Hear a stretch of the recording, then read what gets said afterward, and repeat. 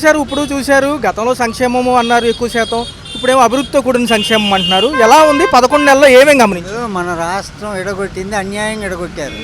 అలాంటప్పుడు మన రాష్ట్రానికి ఏ గవర్నమెంట్ సెంటర్లో ఉన్నా సరే మనం చాలా జాగ్రత్తగా డీల్ చేసుకోవాలి. వనరులు అవి సమకూర్చాలి. పట్టుదలకి అయిపోతే సుఖమే ఉంది. ఇక్కడ ప్రజలు ఎంతమంది ఏం బాధపడుతున్నారు, ఎలా చేయాలి, ఎలా ఇవ్వాలని మనకు ఫస్ట్ ప్రిఫరెన్స్ ఇవ్వాలి. అంతేగాని స్వార్థంతో వాళ్ళ రాష్ట్రాలకి వాళ్ళకి ఇచ్చుకుంటే సుఖమే ఉంది. అది అది అది చేసుకుంటే అభివృద్ధి అవుద్ది, అంటే గవర్నమెంట్ నిలుస్తుంది. ఈసారి 1,00,000 కోట్లతో పనులు ప్రారంభం అంటున్నారు, వచ్చే 3 ఏళ్లలో అంటున్నారు కదా. పేరు కాదు, అక్కడ పేపర్లో కాదు, టీవీలో కాదు చెప్పుకోవటం. క్రయాచరణ ఉండాలి. క్రియాశీలకగా పథకాలు అమలు చేయాలంటే క్రయశీలక ఉండాలి. అది పంపాలి వాళ్ళు. అరే మీరు ఇంతమంది ప్రజలు ఇలా బాధపడుతున్నారు, అన్యాయంగా ఎడగొట్టారు. ప్రపంచంలో ఏ రాష్ట్రాన్ని ఇంత దరిద్రంగా ఎడగొట్టలా. మనం విడిపోతే ఏముంది, మనకి ఏమీ లేదు. తదుపరి అంశాల్లోకి వెళ్తే ఎలా ఉంది సార్? గతంలో ఐపీఎస్ ఆఫీసర్ కూడా అరెస్ట్కి అయ్యారు, రిమాండ్కి వెళ్ళారు. సినీ నటి కేసులో అంటే ప్రభుత్వం స్ట్రిక్ట్గా అన్ని అమలు చేస్తుందంట. ఇప్పుడు ఏమంటారు ఏంటంటే కొంత ఏంటంటే ఈ రాజకీయంలో అమ్మో ఏమవుద్దో ఎవరు ఏదవుద్దో అని భయపడతారు ఓట్ల కోసం. అలా కాదు, స్ట్రిక్ట్గా న్యాయం కరెక్ట్గా ఉండాలి ఎవరైనా సరే, అప్పుడే అందరూ ప్రజలు మెచ్చుకుంటారు. సినీ నటి కేసు కూడా మళ్ళీ మొదటికి వచ్చినట్టుంది. నిన్న పిఎస్ఆర్ ఆంజనేయులు గారికి రిమాండ్ వేశారు, ఆయన కూడా జైలుకి వెళ్ళడం జరిగింది. మళ్ళీ బెయిల్ వస్తాయి, బయటకు వస్తారు. ఇలా కాదు, ఇప్పుడు కొన్ని రాష్ట్రాల్లో ఉంటుంది, స్ట్రిక్ట్గా అమలు పరుస్తారు. మన ఇండియాలోనే ఆయన పేరేంటి, స్వామి సీఎం. మరి ఆ రాష్ట్రం ఎందుకు బాగుంది, అలా ఎందుకు చేయలేవు నువ్వు? స్వార్థం. సార్ ఏంటి సార్ 99 పైసలకి ఎకరం భూమి ఇస్తే కంపెనీలు వస్తాయి అంటున్నారు, నిజమేనా? ఏడొస్తాయి, నిజం అబద్ధం. అది ఏదో ఎంటర్టైన్మెంట్ కోసమా లేకపోతే జస్ట్ ఓన్లీ పబ్లిసిటీ కోసం? ఓకే సార్, ఒక్క నిమిషం సార్, ఫైనల్ క్వశ్చన్. చూసుకుంటే ఎలా ఉంది మరి పొలిటికల్ అడ్వైజరీ కమిటీలు నియమించి?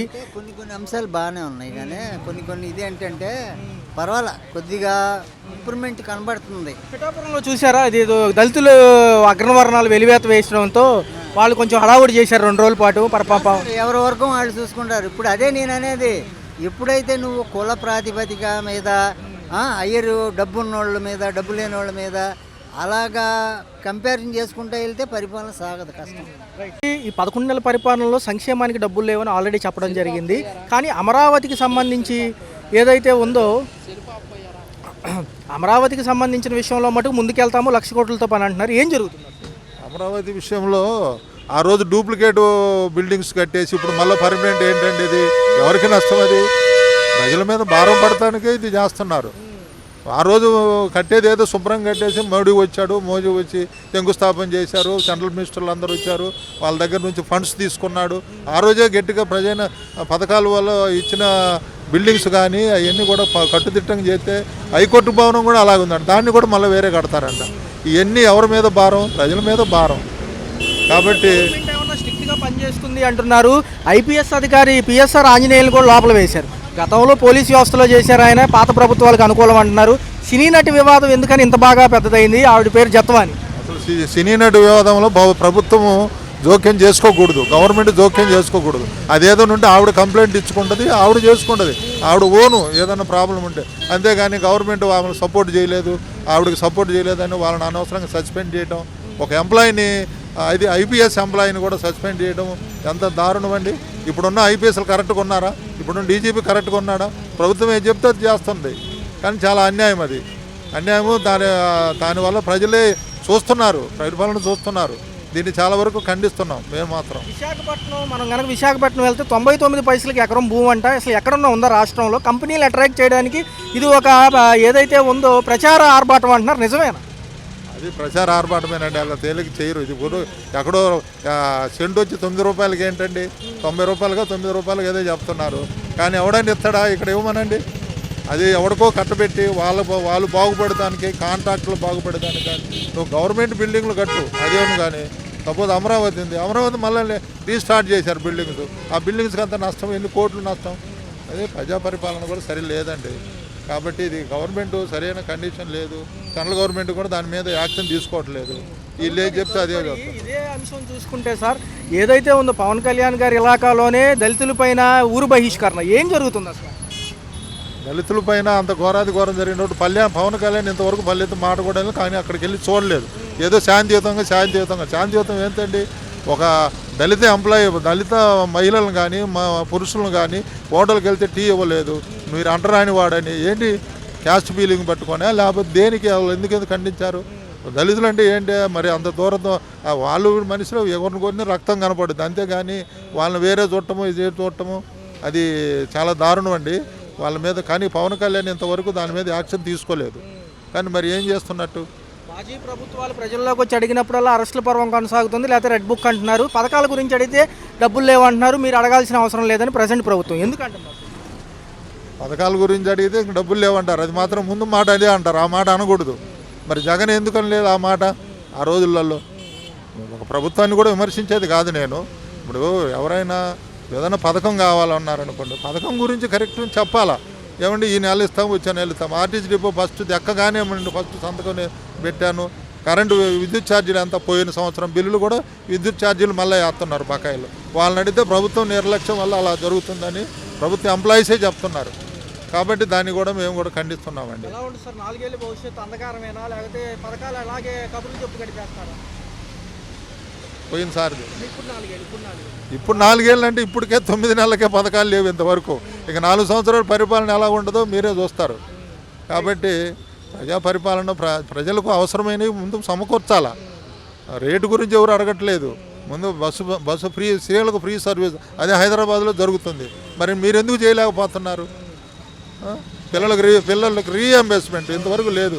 ప్రతి పిల్లోని ఉద్యోగం కానీ ఏదైనా కానీ మంచి జాబ్ చదివించి మంచి జాబ్గా ప్రయోజకం చేయాలని తల్లిదండ్రులు ఆశ ఉంటుంది. కానీ ఏం పెట్టి చదివిస్తారు? పొలాలు చూస్తే సరైనది లేదు, వాళ్ళకి సబ్సిడీ లేదు, ఏమీ లేదు.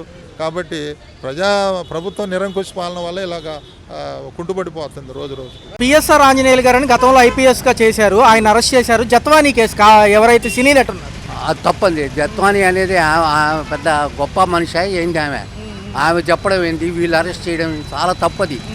అసలు ఇది జరగనే కూడదు. ఇది గవర్నమెంట్ కింద ఇది ఫెయిల్యూర్ ఆఫ్ ది గవర్నమెంట్ అంతే.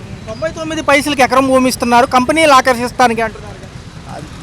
99 పైసలకి ఎకరం ఇచ్చేట్టుకుంటే కోట్ల మంది పోతారు. 99 రూపాయలకి 99 పైసలు రూపాయలైనా, రూపాయలు కాదు వందలైనా కూడా 9,999 రూపాయలు కూడా రాదు. అది చాలా తప్పది. అది కంపెనీలు అట్రాక్ట్ చేయాలంటే ఇలాంటి స్కీమ్స్ పెట్టాలి, మేము ఇలాగే డీల్ చేస్తాము, 1990లో ఇలాగే మేము చేసామంటున్నారు లోకేష్ గారు. లోకేష్ అనొచ్చు అండి. లోకేష్కి ఏం తెలుసు అండి? ప్రపంచ జ్ఞానమే లేదు అతనికి. అతను ఈ ఫిట్ ఫర్ నథింగ్. మరి 2వ తారీఖు పర్యటనలో అంతర్గతం ఏంటి? 1,00,000 కోట్లతో పనులు అవుతాయా ఈ 4 ఏళ్ళు? మోడీ డ్యూయల్ రోల్ ప్లే చేస్తున్నాడు. అంటే జగన్కు సపోర్ట్ చేస్తున్నాడు, ఇట్లా ఇది చేస్తున్నాడు. కాబట్టి డ్యూయల్ రోల్ 2 తెప్పలు పడవల మీద కాలేజీ ప్రయాణం చేస్తున్నాడు, దెబ్బతింటాడు. సూపర్ 6 ఏమవుతుంది సార్? మరి అది కానే కాదు. అది ఊరికనే ఒక పక్క సంక్షేమం అనేది ఈ ప్రభుత్వం, గత ప్రభుత్వం సంక్షేమం అంది, అభివృద్ధి కొంచెం లేటుగా చేసింది. ఈ వ్యత్యాసం చూసుకుంటే మళ్ళీ పునర్నిర్మాణం అంటున్నారు అమరావతి, ఎలా ఉండబోతుంది? సూపర్గా సూపర్ సమస్య లేదు. ఆయన వచ్చి మళ్ళీ 1,00,000 కోట్లతో పనులు స్టార్ట్ చేస్తారంట. వచ్చి అంటే 5 నిమిషాలు చేస్తాడు అంతే. ఎలా ఉంది సార్? ఒక పక్క లిక్కర్ స్కామ్ బయటకు వచ్చింది, ఒక పక్క చూసుకుంటే ఐపీఎస్ అధికారి కూడా అరెస్టులు అవుతున్నారు. అవన్నీ మామూలే, అవన్నీ ఉంటే ఏ ప్రభుత్వాలు ఉన్నా కామన్ అంట. కామన్. అది సినీ నటి విషయం కూడా బయటకు వస్తుంది కదా మళ్ళీ. అవన్నీ మమ్మల్ని వస్తూ ఉంటారు, పోతూ ఉంటారు అంతే సమస్యలు. Okay right sir. మరి ఏంటి పొలిటికల్ అడ్వైజర్ కమిటీ పెట్టుకుంటున్నారు మాజీ ముఖ్యమంత్రి జగన్ గారు, ఆయన సలహాలతో ముందుకెళ్దామని, వాళ్ళ సలహాలతో ముందుకెళ్దాం అనుకుంటున్నారు. మరి పార్టీకి చాలా టైం ఉంది కదా. అవును, ఎలక్షన్స్ లేవు కదా. ప్రెసిడెంట్ హ్యాపీగా ఉంటుంది. ఏంటి 99 పైసలకే భూమి అంటున్నారు, అది నిజమేనా? విశాఖపట్నంలో ఐటీ కంపెనీలు ప్రోత్సహించడానికి ఒక స్కీమ్ అంటున్నారు, అదేమో వీళ్ళు స్కామ్ అంటున్నారు. తెలియదు మనకి. మిగతా అంశాల్లోకి వెళ్తే ఎలా ఉంటుంది? పోలవరం అమరావతి అయితే కంపెనీలు వస్తాయా? వస్తారు, బాగానే వస్తారు. దాంట్లో బాగుంటుంది, బ్రహ్మంగా ఉంటుంది, సమస్య లేదు. పవన్ కళ్యాణ్ గారు కనిపించడం లేదు, సైలెంట్ అయ్యారు ఎందుకు? వస్తారు ఆయనకు ఉంటే బాగుంటుంది. అది ప్రెసెంట్ కాళ్ళు దెబ్బ ఉంది, రన్నింగ్ ఉంటుంది. మరి పిఠాపురం విషయం బాగా హైలైట్ అయింది, దళితుల్ని వెలివేయడం ఎంతవరకు సమంజసం? వస్తూ ఉంటాడు, తికమానం ఉంటాడు, అది విషయం ఉండదు. చూసారా ఆ ఊర్లో ఘటన? ఏదైతే దళితులను వెలేశారో గ్రామం నుంచి జరిగింది, మరి ఎందుకు ఎవరూ స్పందించలేదు? అవన్నీ మామూలు అండి, వస్తా పోతా ఉంటారు అంతే. ఏం జనాలు మామూలే. నిత్యావసర సరుకుల ధరలు ఎలా ఉన్నాయి? రోడ్ల వ్యవస్థ ఎలా ఉంది? రోడ్లు పర్లేదు, బాగానే బండి కొన్ని పోతుండే రోడ్డు వస్తలే. పర్లేదు, పనులు ఉన్నాయా ఈ ప్రభుత్వాలు వచ్చాక? మరి నెక్స్ట్ ఎలా ఉండబోతుంది? మరి ఈ 2వ తారీఖు 5 లక్షల మంది వస్తారంట సభకి, వెలగపూడి సచివాలయం బ్యాక్ సైడ్. బాగుంటే ఇష్టమేనా? ఓకే. తదుపరి అంశాలు ఏంటి మరి? ఒక పక్క జగన్ గారు, ఒక పక్క వీళ్ళు. మరి వీళ్ళు బాగా చేస్తే వీళ్ళకే వేస్తారు, వాళ్ళు చేయకపోతే వాళ్ళకి వేస్తారా? జగన్ చేస్తారండి. జగన్